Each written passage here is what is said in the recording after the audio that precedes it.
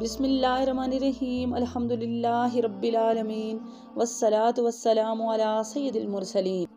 حضرت ابو ہریرہ رضی اللہ تعالی عنہ بیان کرتے ہیں کہ رسول اللہ صلی اللہ علیہ وآلہ وسلم قبرستان تشریف لائے تو فرمایا، ان گھروں کے رہنے والے مومنوں تم پر سلامتی ہو، اگر اللہ نے چاہا تو ہم بھی یقیناً تمہارے پاس پہنچنے والے ہیں۔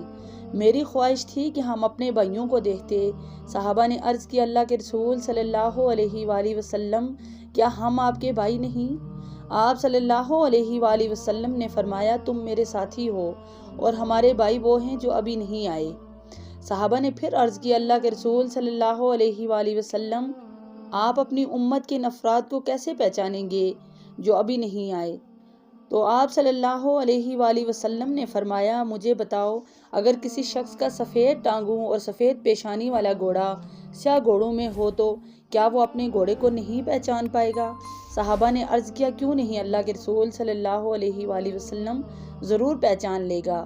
تو آپ صلی اللہ علیہ وآلہ وسلم نے فرمایا، بس وہ آئیں گے تو وضو کی وجہ سے ان کے ہاتھ اور پاؤں اور پیشانی چمکتی ہوگی، جبکہ میں حوض کوثر پر ان کا انتظار کروں گا۔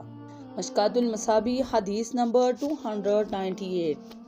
ایک اور حدیث مبارکہ میں آتا ہے کہ حضرت ابو درداء رضی اللہ تعالیٰ عنہ بیان کرتے ہیں، رسول اللہ صلی اللہ علیہ وآلہ وسلم نے فرمایا، روز قیامت سب سے پہلے مجھے سجدے کی اجازت دی جائے گی اور سب سے پہلے مجھے سجدے سے سر اٹھانے کی اجازت دی جائے گی۔ بس میں اپنے سامنے دیکھوں گا تو تمام امتوں میں سے اپنی امت کو پہچان لوں گا، اور اسی طرح اپنے پیچھے، اسی طرح اپنے دائیں اور اسی طرح اپنے بائیں طرف۔ تو کسی شخص نے عرض کیا، یا رسول اللہ صلی اللہ علیہ وآلہ وسلم، آپ تمام امتوں میں سے اپنی امت کو کیسے پہچانیں گے، جبکہ نوح علیہ السلام سے لے کر آپ کی امت تک کتنی امتیں ہیں؟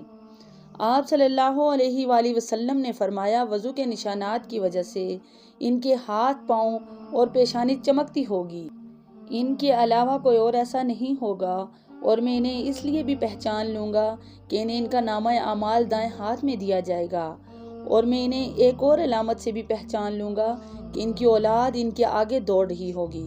مشکوٰۃ المصابیح حدیث نمبر 299۔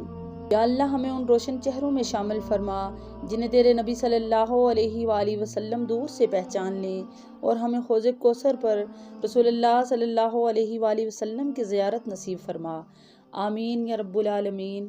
اگر آپ کو یہ حدیث پسند آئی ہو تو ہمارے صحیح حدیث چینل کو سبسکرائب کرنا نہ بھولیں۔